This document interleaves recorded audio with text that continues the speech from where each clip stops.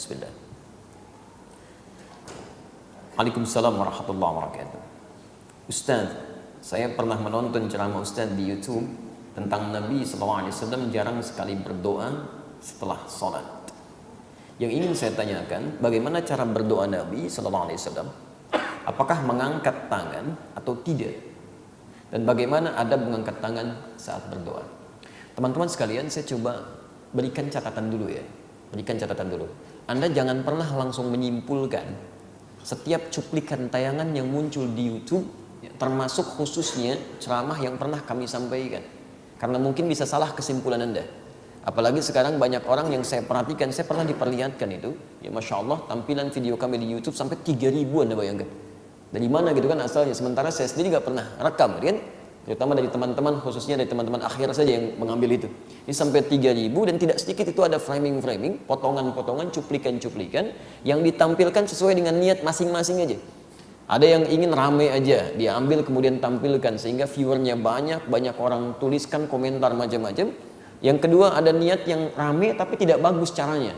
Ada yang dibenturkan dengan orang lain, ada yang nunjuk wajah orang sampai kemudian dia samarkan gitu kan. Nah, ada lagi yang macam-macam, ada sesuai dengan keinginan madhabnya saja atau kelompoknya. Ini kesalahan Ustaz Adi di sini, dia potong kalimatnya nih, dia sebarkan gitu kan. Ustaz Adi menyampaikan ini, menyampaikan itu.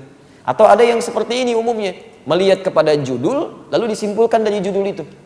Saya tidak pernah mengatakan Nabi SAW jarang berdoa pasca sholat. Ini jawaban dari pertanyaan, saya masih ingat betul itu. Ada orang bertanya kepada kami, apakah setelah menunaikan sholat fardu, kemudian kita berdoa mesti mengangkat tangan? Itu poin pertanyaannya. Lalu kemudian saya jawab dan jawabannya akan saya turunkan, termasuk dengan pertanyaan-pertanyaan yang dimaksudkan di sini. Jadi konteks pertanyaan itu yang dimunculkan ceramahnya di YouTube bukan sedang membahas Nabi jarang berdoa dalam sholat, bukan. Dalam konteks membahas pertanyaan seseorang yang menanyakan apakah Nabi SAW setelah sholat fardu mengangkat tangannya dalam berdoa. Itu konteks pertanyaannya yang saya jawab pada saat itu. Tapi diberi judul yang berbeda dengan isi ceramahnya karena mungkin cuplikan yang dilihat atau pertimbangan-pertimbangan penguploadnya. Jelas di sini? Baik. Teman-teman sekalian, yang pertama, yuk kita turunkan dengan lebih jelas lagi amalan Nabi SAW pasca sholat sampai ketemu doanya Nabi. Ya, sampai ketemu doanya Nabi. Saya turunkan Qurannya dulu. Satu, Quran surah keempat ayat 103 yang tadi posisi paling kanan sebelah atas, bisa ditafsir di Quran surah ke misal 3 ayat 191. Amalannya lagi di Quran surah ke-15 ayat ke-9, si paling kanan di pertengahan. Bisa di Quran surah ke-54 ayat 17, ayat 22, ayat 32, ayat ke-40.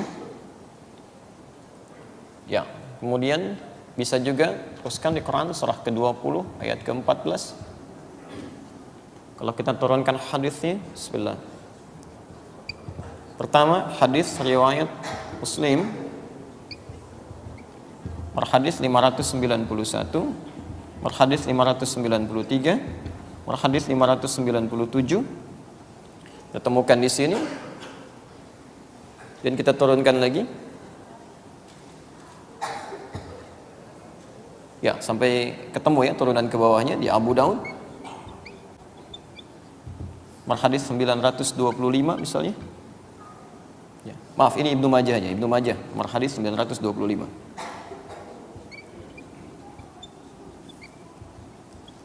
Di Abu Daudnya 1523. Sampai ketemu dengan doanya. Kemudian kita turunkan lagi. Ada At-Tirmidzi berhadis 1488. Di kitab yang lain terbitan dari Darul Ihya Turath Al-Arabi nomor hadis 1490. Ini cukup menarik nih perbedaan nomornya. Kemudian selanjutnya kembalikan ke hadis Muslim, bagaimana cara mengangkat tangan. Berhadis 1056. Antum tidak ketemu ini, cari di Al-Arba'in. Ini sedikit ya, cuma 42 hadis. Nomor hadis ke-10 posisi paling kanan sebelah atas tentang makanan halal. Baik. Cukup? Alhamdulillah. Baik. Baik, teman-teman sekalian, kita turunkan amalan Rasulullah sallallahu alaihi wasallam pasca salat, apa yang beliau kerjakan. Lalu kita jawab terkait dengan apa yang teman kita tanyakan. Pertama, seperti tadi kita uraikan dalam menjawab pertanyaan kawan kita yang pertama, amalan Nabi SAW pasca salat adalah sesuai dengan ketentuan Al-Quran di surah keempat An-Nisa ayat 103, kan? فَإِذَا قَضَيْتُمُ الصَّلَاةَ فَاذْكُرُوا اللَّهَ قِيَامًا وَقُعُودًا وَعَلَى جُنُوبِكُمْ. Maka jika kalian telah menyelesaikan salat, bergegaslah untuk berzikir kepada Allah, baik dalam keadaan berdiri, duduk ataupun berbaring. Bagaimana cara mengamalkan zikir ini? Karena kalimat di Qurannya masih umum, zikir aja. Kalau tidak dijelaskan bagaimana caranya, kita akan kebingungan. Apa Anda kemudian duduk zikir, kan tidak, ya? Harus ada amalan yang jelas yang bisa kita kerjakan. Maka diberikan bentangan pilihan oleh Al-Quran. Semua amalan yang menjadikan kita ingat dengan Allah itu disebut dengan zikir. Saya ulang, semua amalan yang menjadikan kita ingat dengan Allah, tersambung dengan Allah, disebut dengan apa? Zikir. Misal, membaca Al-Quran itu bagian dari zikir. Karena Quran sendiri disebut dengan zikir. Quran surah ke-15 Al-Hijr ayat ke-9, posisi paling kanan di pertengahan. Inna nahnu nazzalna dzikra wa inna lahu lahafizun. Sungguh kami telah turunkan Al-Quran sebagai zikir. Jadi kalau Anda sedang baca Al-Quran, Anda sedang zikir itu. Ya, jelas di sini? Tayyib. Menghafal Quran itu bagian dari zikir. Maka disebutkan 4 kali di Quran surah 54 Al-Qamar ayat 17, ayat 22, ayat 32, ayat ke-40. Walaqad yassarnal Qur'ana lidzikri fahal mim muddakir. Dan sungguh kami telah mudahkan Al-Quran digunakan sebagai zikir. Ya, diingat, dihafalkan. Jadi menghafal Quran disebut dengan zikir. Jadi kalau Anda sedang menghafal Quran, itu pun Anda sedang berzikir di situ. Jelas di sini? Salat itu disebut sebagai zikir. Quran surah ke-20 Thaha ayat ke-14. Wa aqimis salata lidzikri. Tunaikan salat sebagai zikir kepadaku, kata Allah. Jadi ketika Anda sedang salat, itu adalah bagian dari zikir. Ya. Berdoa termasuk istighfar, bagian dari zikir. Ya, Quran surah kedua Al-Baqarah ayat 152, posisi paling kanan sebelah bawah. Saya belum tuliskan tadi. Ya, fadhkuruni adzkurkum. Maka Anda zikir kepada saya ingat Anda. Dan doa sebagai bagian ingat kita kepada Allah Subhanahu wa taala, memohon kebaikan. Nah, sekarang kalau kita simpulkan, ya, Anda simpulkan misalnya, kalimat-kalimat zikir di Quran bentangannya banyak. Ada baca Al-Quran, kalimat thayyibah, ada istighfar, ada doa, ada salat, ada menghafal Quran, termasuk saat Anda ikut ta'lim, Anda sedang zikir. Karena saat Anda mengikuti ta'lim, Anda ingat dengan Allah Subhanahu wa taala. Ya. Makanya mohon maaf ya, ta'lim yang baik itu bukan hanya mengajarkan materi yang Anda ketahui, bukan itu yang diinginkan. Ta'lim yang baik itu diisyaratkan oleh Quran adalah ta'lim yang bisa mengangkat iman Anda lebih dekat dengan Allah Subhanahu wa taala. Itu ada di Quran surah 58 ayat ke-11, posisi paling kanan sebelah bawah. Makanya ketika disebutkan di Quran, ya ayyuhalladzina amanu, dibuka dengan kata iman. Hei orang-orang telah menyatakan dirinya beriman kepada Allah. Idza qila lakum tafassahu fil majalis, jika diinformasikan pada Anda, dikatakan luaskan majlis. Majlis itu asalnya dari kata jalasa, berpindah dari posisi rendah ke posisi tinggi. Kalau Anda duduk di bawah, saya katakan fadl ijlis, silahkan duduk. Itu bukan cuma duduk, tapi maksudnya pindah ke tempat yang lebih tinggi. Tempatnya disebut dengan majlis, jamaknya disebut dengan majalis. Kalimat majalis di sini disandingkan dengan menuntut ilmu, diawali dengan kata iman. Kata para ulama seakan-akan melukiskan kesan bahwa tempat menuntut ilmu yang baik itu bukan sekedar Anda datang, tapi tempat yang menjadikan Anda terangkat keimanan Anda lebih dekat dengan Allah Subhanahu wa taala. Jadi kalau Anda menuntut ilmu, belajar dengan siapapun, iman Anda tidak meningkat, pengetahuan agama Anda tidak bertambah, ada yang salah di majlis itu. Makanya di ujung ayatnya dikatakan, yarfa'illahu alladhina amanu minkum walladhina utul ilma darajat. Orang-orang yang belajar seperti ini, imannya akan diangkat oleh Allah, plus pengetahuannya akan bertambah. Silakan antum cek. Kalau antum masuk ke majlis ilmu yang seperti ini, pengetahuan Anda pasti nambah. Salat Anda bukan cuma sekedar bertakbir, tapi paham kenapa saya mesti bertakbir, bagaimana cara saya bertakbir, apa bacaan yang saya bacakan. Kemudian Anda menjadi lebih dekat dengan Allah. Sebelumnya cuma salat fardu, sekarang pengennya di masjid. Sebelumnya fokusnya yang berjamaah fardu saja, sekarang kehilangan sunnah sudah nggak nyaman. Dulu ketinggalan fardu Anda biasa-biasa saja, sekarang ketinggalan salat sunnah sudah nggak enak Anda. Itu ta'lim yang bagus. Itu yang disebut dengan zikir.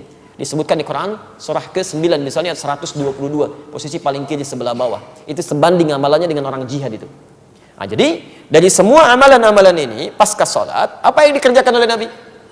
Apakah berdoa ataukah langsung istighfar? atau kemudian beliau misalnya baca Al-Quran, atau beliau menghafal Quran, atau beliau mengajarkan dari materi keilmuan yang disebut dengan ta'lim itu. Bagaimana urutannya? Ditafsir di hadis-hadis ini. Pertama, lihat kalimatnya di hadis Muslim nomor hadis 591. Begitu beliau selesai menunaikan salat, salam ke kanan dan ke kiri, zikir pertama yang dilakukan oleh beliau adalah istighfar 3 kali. Astaghfirullahaladzim, astaghfirullahaladzim, astaghfirullahaladzim. Dan menyambungkan Allahumma antas salam wa minkas salam tabarakta ya dzal jalali wal ikram. Selanjutnya di hadis Muslim nomor hadis 593, la ilaha illallah lahu la syarika lah, lahul mulku wa lahul hamdu wa huwa ala kulli syai'in qadir. Selanjutnya di hadis riwayat Muslim nomor hadis 597, Anda mulai bacakan subhanallah, subhanallah, subhanallah 33 kali, alhamdulillah, alhamdulillah, alhamdulillah 33 kali, Allahu akbar, Allahu akbar, Allahu akbar 33 kali. Selanjutnya Anda bisa bacakan ayat kursi, ya. Ayat kursi Al-Baqarah 255, posisi paling kiri di pertengahan. Allahu la ilaha illa huwal hayyul qayyum. Selanjutnya Anda bacakan surah Al-Ikhlas, ya, kemudian Al-Falaq, kemudian An-Nas. Setelah itu Anda berdoa kepada Allah Subhanahu wa taala. Doanya bahkan langsung disebutkan dan kami tuliskan. Ya, ada di Ibnu Majah nomor hadis 925. Yang Al-Ikhlas, Al-Falaq, An-Nas di Abu Daud nomor hadis 1523, yang Ibnu Majah nomor hadis 925 itu doa Nabi yang dilakukan setelah selesai zikir yang tadi itu. Kalimatnya, Allahumma inni as'aluka ilman nafi'a wa rizqan thayyiba wa amalan mutaqabbala. Ya Allah, saya sangat berharap ya Allah, semoga Engkau berikan kepada hamba ilmu yang bermanfaat, rizki yang baik ya Allah, yang berkah, dan mohon jadikan amal-amal hamba yang telah hamba kerjakan diterima olehmu ya Rabbal Alamin. Nah teman-teman sekalian, apakah saat Nabi mengucapkan kalimat itu mengangkat tangan beliau atau mendiamkannya? Kita akan jawab setelah menunaikan salat Isya berjamaah.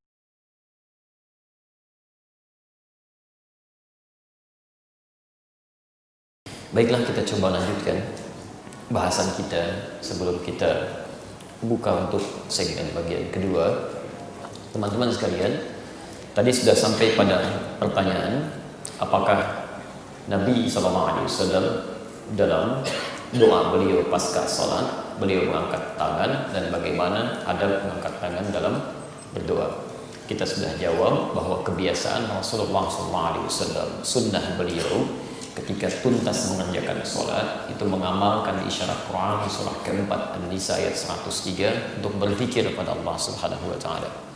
Bentangan zikir yang disampaikan di Quran diurutkan melalui amalan-amalan Nabi. Mulai dari istighfar di hadis Muslim nomor hadis 591 itu dengan Allahumma antas salamnya, dan bacaan la ilaha illallah lahu la syarika lah, dan seterusnya di hadis Muslim hadis 593 itu.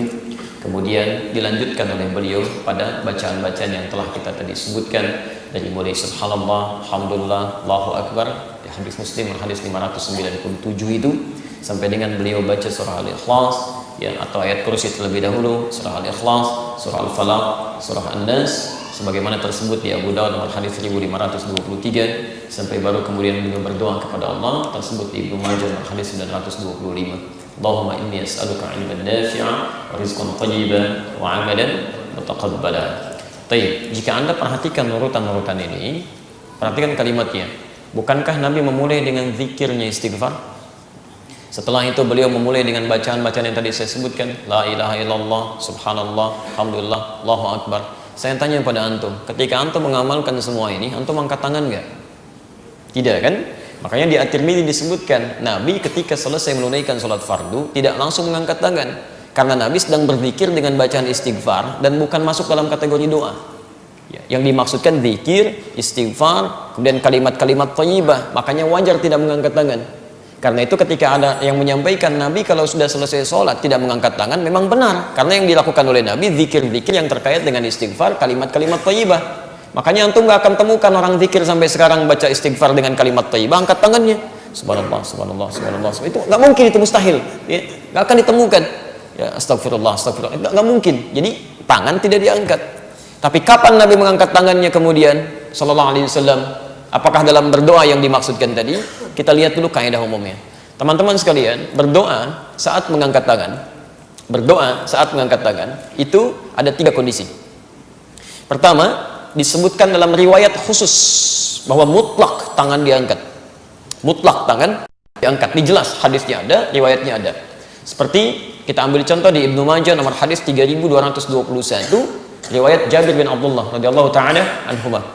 Ini doa yang dilakukan saat Anda tuntas mengerjakan lontar jumrah atau selesai menyembelih hewan kurban. Baik ya? Misal Anda berdoa, misalnya saya bacakan yang riwayat kurban saya kan. Ya, beliau mengatakan ra'aitu Rasulullah sallallahu alaihi wasallam. Saya sering kali melihat Rasulullah sallallahu alaihi wasallam hina yadhbah, setiap kali menyembelih hewan kurban. Ini kan sunnahnya ya. Aqbalal qiblah, menghadapkan hewannya ke kiblat. Ini sunnah pertama. Kalau antum kerjakan, Anda dapat pahalanya. Kemudian setelah itu, thumma qala, beliau mengatakan, Allahumma hadza min Muhammad wa ali Muhammad wa ummat Muhammad. Ya Allah, mohon terima korban ini dari Muhammad sallallahu alaihi wasallam, dari keluarga besar Muhammad sallallahu alaihi wasallam, dan dari umatnya Muhammad sallallahu alaihi wasallam yang selama hidupnya belum tentu bisa berkorban. Rata-rata beliau korban 100 ekor. Ya, kemudian setelah itu beliau katakan saat akan disembelih, thumma qala bismillahi Allahu akbar. Bismillahi Allahu akbar, baru kemudian sembelih. Perhatikan tahapan sunnahnya ya. Hadapkan ke arah kiblat, sebutkan atas nama siapa korban yang dimaksudkan. Setelah itu sembelih dengan sebelumnya mengucapkan bismillahi Allahu akbar. Setelah itu belum selesai. Sunnah yang selanjutnya yang keempat, antum menghadap ke arah kiblat membaca doanya. Thumma qala inni wajjahtu wajhiya lilladzi fatara as-samawati wal arda hanifan muslima wa ma ana minal musyrikin, dan seterusnya. Nah, ini pun dilakukan ketika Anda tuntas melontar jumrah. Di begitu lontar jumrah 1, 2, 3 sampai 7-nya, jangan langsung Anda selesai. Anda mundur, Anda menghadap ke arah kiblat, ke Ka'bah, kemudian Anda berdoa tadi. Inni wajjahtu wajhiya lilladzi fatara as-samawati wal ard. Dan nanti di fikih umrah biasanya kita suka buka kajian terbuka tuh, ya menjelang haji. Nanti kita terangin apa hubungannya antara melontar dengan bacaan doa tadi. Itu ada hubungannya. Termasuk dengan yang tidak haji menyembelih hewan kurban, itu ada korelasinya itu. Ada hikmahnya di situ. Nah, itu mutlak mengangkat tangan. Mutlak mengangkat tangan. Seperti juga di sa'i antara Safa dengan Marwah gitu kan. Saat Anda di Safa, saat Anda di Marwah, itu tuntunannya mengangkat tangan. Jadi ada doa-doa yang di situ khusus hadisnya mengatakan mengangkat tangan. Yang kedua, ada doa-doa yang memang menunjukkan bahwa saat berdoa tidak perlu mengangkat tangan. Dan di situ nggak ada dalil untuk mengangkat tangan. Tidak ada dalilnya. Ya. Misal doa yang dilakukan di dalam bacaan sholat pada umumnya. Ya. Doa pertama kan antum baca iftitah kan. Setelah takbir Allahu Akbar tangan diangkat, yang dibacakan iftitah kan. Doa di situ ada 12 doa terbentang. Ada yang baca Allahumma ba'id baini di Al-Bukhari nomor hadis 711 dari Abu Hurairah. Ada yang baca wajjahtu, nggak pakai ini ya. Itu ada di hadis Muslim nomor hadis 1848 dari Ali bin Abi Thalib. Sallaitu khalfa Rasulillah sallallahu alaihi wasallam. Saya pernah salat di belakang Rasulullah sallallahu alaihi wasallam, fastaftaha, maka beliau membaca doa istiftahnya karena panjang, wajjahtu wajhiya lilladzi fataras samawati wal ard sampai ujung hadisnya. Tapi nggak pernah ditemukan ketika membaca itu Nabi berdoa dalam salat tangannya mengangkat. Allahumma ba'id baini, nggak ada, tetap bersedekap seperti ini. Nah, dalam hal seperti ini, kalau hadisnya tidak menunjukkan mengangkat tangan, maka antum pun cukup seperti yang Nabi lakukan, tidak perlu mengangkat tangannya, karena ini dalil khusus. Jelas ya? Jangan terlampau soleh gitu kan? Antum Allah baca Allahumma ba'id, tangannya diangkat ya kan? Nabi nggak kerjakan, maka antum jangan kreatif di sini. Yang ketiga, ini poinnya, yang didiamkan. Didiamkan. Jadi tidak ada keterangan apakah di situ Nabi mengatakan angkat tangan atau tidak. Nggak ada dalil khususnya. Maka kalau kaidahnya seperti itu, para ulama sepakat mengembalikan kepada dalil umum yang menggunakan tangan diangkat. Karena dalil umum ketika berdoa itu isyaratnya tangannya diangkat. Berdasar keterangan hadis Nabi Sallallahu Alaihi Wasallam di dua hadis yang tadi saya tuliskan, ya, itu di Abu Daud ya, bukan Tirmidzi. Abu Daud nomor hadis 1488 di juz pertama halaman 553. Di Abu Daud. Baik. Ini riwayat 1, riwayat 2-nya di hadis Muslim, betul, nomor hadis 1056, atau di Al-Arba'in, nomor hadis yang ke-10. Baik, lihat kalimatnya. Ini kaidah umum ya. Ini kaidah umum. Nabi sallallahu alaihi wasallam menyampaikan, qala Rasulullah sallallahu alaihi wasallam, innallaha ya, tabaraka wa ta'ala, sungguh Allah Subhanahu wa ta'ala itu hayyun karimun, sungguh sangat memiliki sifat peka malunya dan sangat mulia. Yastahi min 'abdihi, sangat malu ya terhadap hambanya, idza rafa'a yadayhi, ketika dia mengangkat tangannya kemudian mendiamkan ya tangannya itu ketika dia mulai menjatuhkannya. Maksudnya meninggalkan hambanya dalam keadaan hampa, tidak menjawab doanya saat tangannya diangkat. Hadis ini ingin mengatakan, sungguh Allah sangat merasa malu jika membiarkan hambanya berdoa dengan mengangkat tangan lalu tidak mengabulkannya. Demikian bahasa umumnya.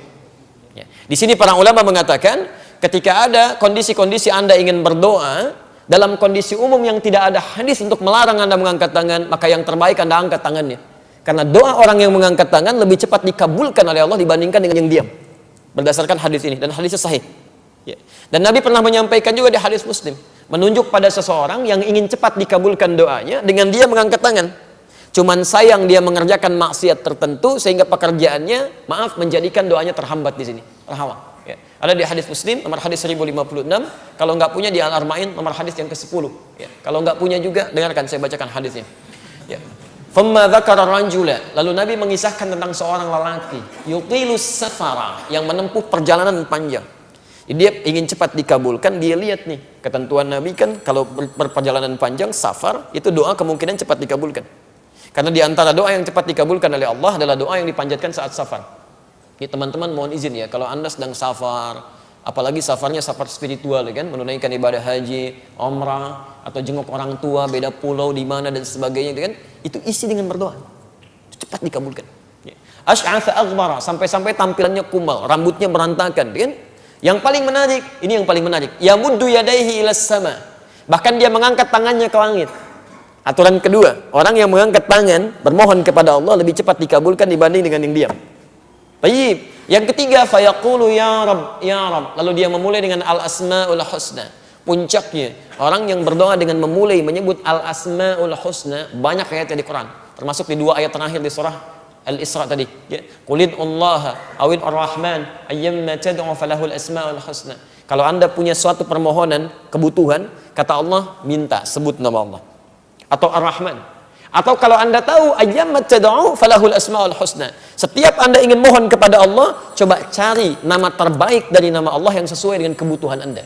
Karena Allah sudah siapkan nama-nama terbaik sesuai kebutuhan kita. Anda punya masalah misalnya sulit belum terbuka, ingin minta sama Allah sebut Ya Al-Fattah. Anda rizki ini sulit rizki sebut Ya Razzaq. Tayyib. Ada yang isengin Anda, ada yang jahilin Anda sebut namanya Ya Al-Jabbar, Ya Al-Malik. Anda diuji dengan masalah, ya perlu kekuatan sebut Ya Sabr, Ya Sabr. Pilih satu nama sesuai dengan kebutuhan Anda. Ya Allah Ya Razzaq, Ya Allah Ya Al-Fattah. Ibu tidak harus disebutkan semuanya, Bu ya.